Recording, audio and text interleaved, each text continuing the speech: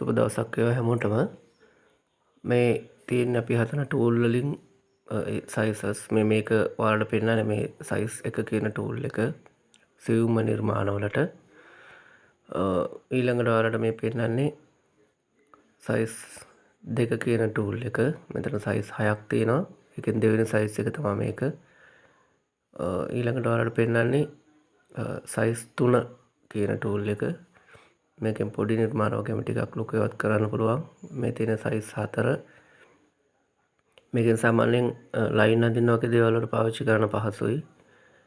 ඊළඟට ඔයාලට පෙන්නන්නේ සයිස් 5 කියන ටූල් එක.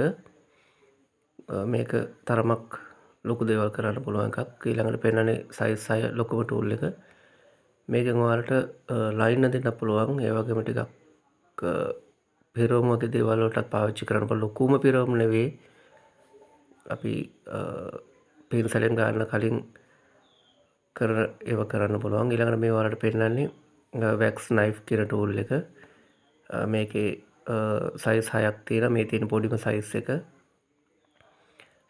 මේක ඔයාලට මේකත් මිලදී ගන්න පුළුවන් අපෙන්.